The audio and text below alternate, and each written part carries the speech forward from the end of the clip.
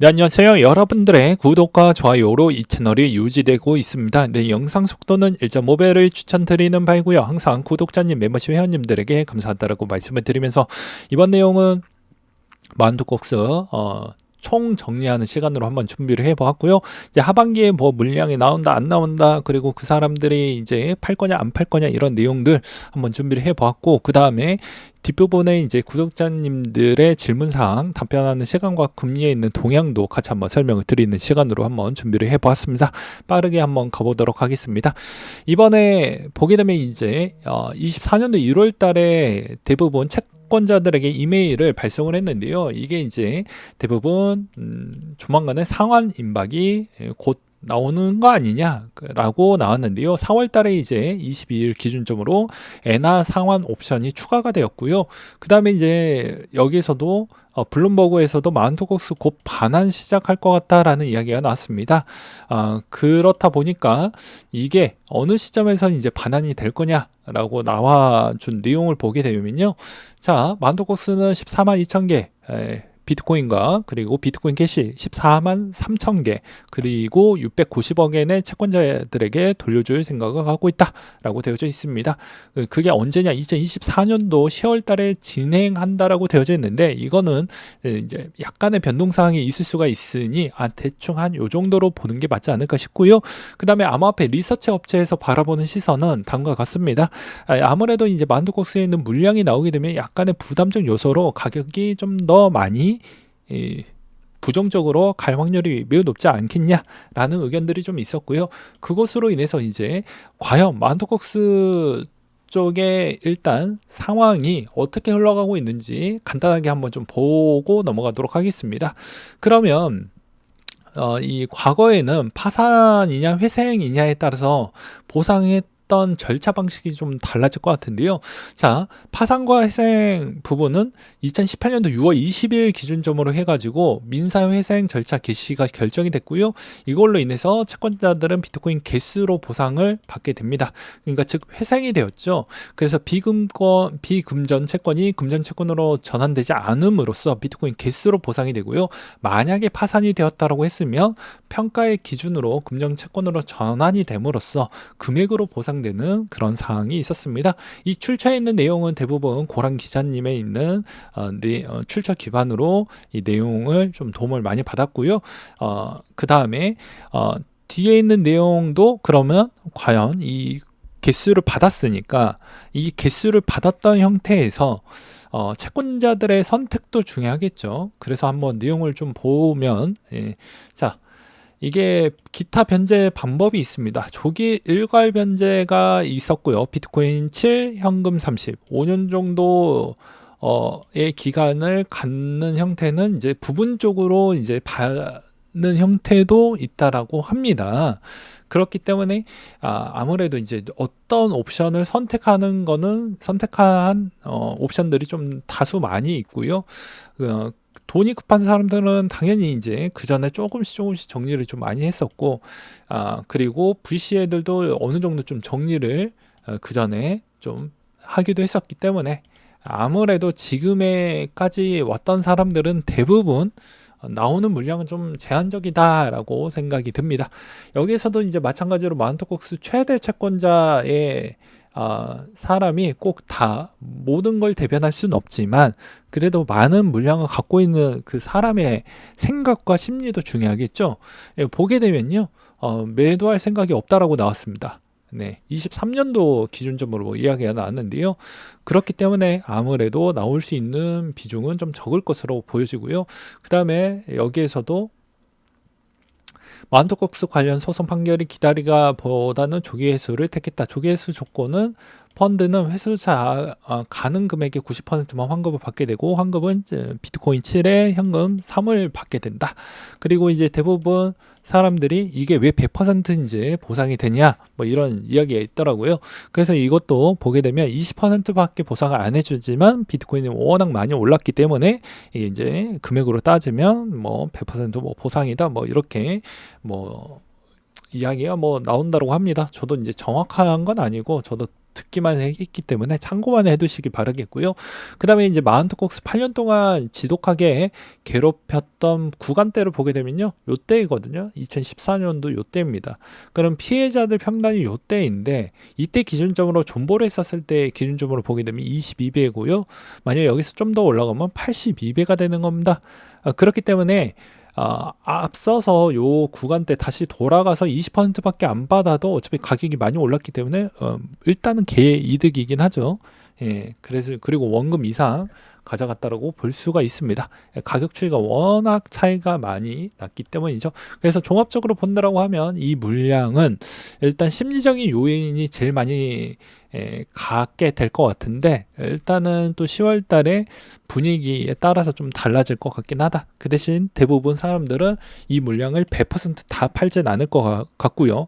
오히려 현금이 있는 부분을 일정 정도를 가져가는 옵션 조항을 좀 선택을 좀 많이 해서 아마도 그렇게 반반씩 좀 가져가지 않겠냐라고 제 개인적인 상황은 그렇게 좀 생각을 하고 있는 바입니다.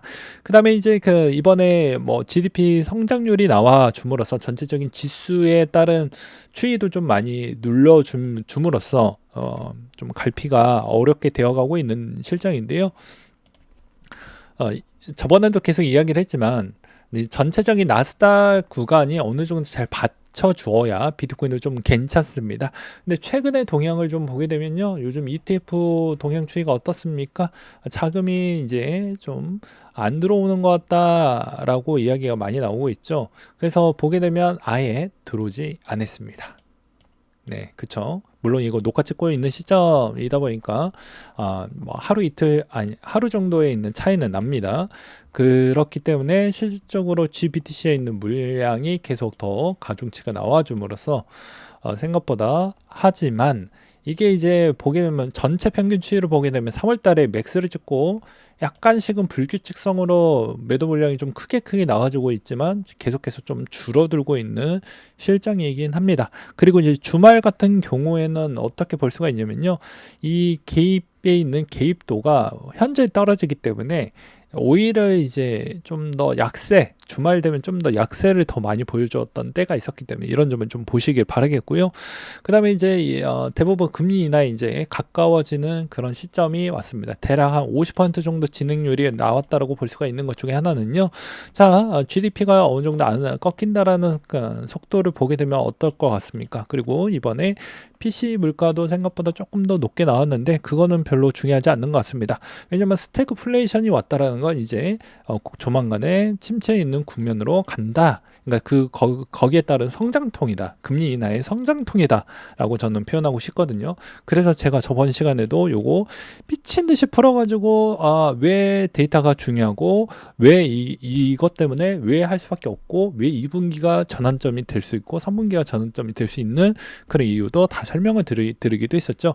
그래서 근원물가 추이는 어떤 전문가는 이런 이야기를 하기도 했습니다. 이게 튀어나왔던 이유는 어찌 보면 실질적으로 4분기 때 추이에 있는 약간 정합성 추이가 약간 오류가 있는 거 아니냐, 그러다 보니까 반영 추이가 약간 반영이 되면서 좀 높게 나왔고 오히려 2분기 부분에 좀 더 낮을 확률이 훨씬 더 높다라는 의견도 있었기 때문에 이 점도 참고해 보시기 바라겠고요.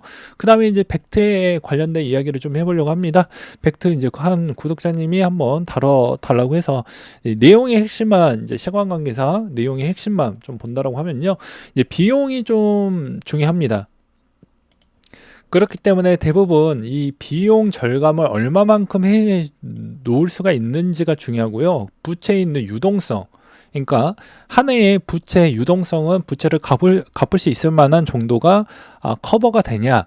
그러니까 그것도 어찌 보면 재무제표상에 있는 부분은 여전히 물음표가 있긴 하지만 이걸 충분히 커버할 수 있을 만한 능력 추이를 갖추고 있는지, 그리고 그 카드가 무엇인지를 좀 볼 필요성이 있습니다.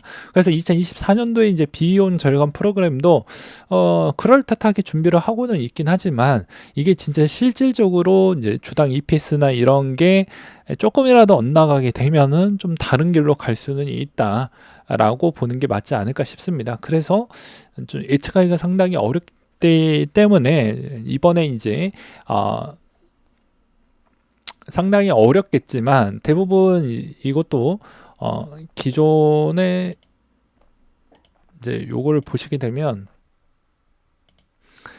대부분 벡트가 1달러가 안 되면 대부분 이제 미국 주식 같은 경우에는 기준점이 1달러입니다. 1달러가 안 되면 상장 폐지 요건으로 들어가거든요. 그래서 이제 병합을 하게 됩니다. 병합을 할 때는 대충 어떤 형태가 나오게 되냐면요. 대부분 이제 테슬리가 이제 ETF 기반이긴 하지만 이제 얘도 마찬가지로 1달러가 깨지니까 병합으로 통해 가지고 일시적으로 조금은 좋아지긴 했습니다. 예, 일시적으로 반등이 좀 나와주긴 했지만 통상 방향성은 크게 바뀌는 건 별로 없다라고 저는 생각이 들어요. 그래서 웬만하면 할 거면 위험도 노출과 변동성 추이는 항상 투자자에게 상당히 달콤한 마약 같은 존재라고 저는 생각이 들어요. 왜냐하면 여기에서 이 정도 많이 떨어졌으니까 내가 먹을 수 있을 만한 변동성이 이 정도가 생기니 내 수익성이 몇 배가 늘어나겠지라는 걸 일단 깔아놓고 보지만 객관적인 숫자 놀이 부분을 명확하게 좀 잘 보고 그 다음에 이 여기에 따른 가능성까지도 한번 좀 추론을 해보고 그거에 따른 여러 복합적인 학습 내용을 다 통틀어서 보았을 때 좀 아닐 것 같다라고 하면 또 과감하게 그리고 적절하게 비중 조절이 좀 필요하지 않겠냐라고 생각이 듭니다. 근데 현 상황으로 본다라고 하면 금리가 점진적으로 원래 예상했던 대비보다는 더 늦어졌기 때문에 기존에 소규모 있는 기업들은 뭐 소파이나 그다음에 뭐 우리가 흔히 알고 있는 뭐 조비 이런 회사들은 자금에 있는 그런 융통 조달 능력이 떨어집니다. 벡트도 마찬가지죠.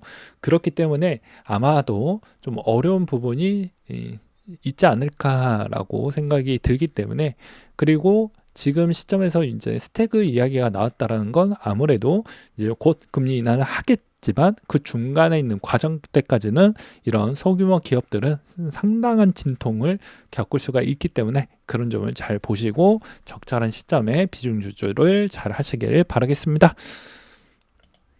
근데 이제 뭐 미래는 아무도 알 수는 없죠. 이제 정말로 벡트가 잘 될지 어떻게 될지 아무도 모릅니다. 그렇기 때문에 이런 측면도 좀 잘 보시면서 대응을 잘 하시길 바라겠습니다. 오늘 내용 여기까지 준비를 했고요. 이상으로 마치도록 하겠습니다.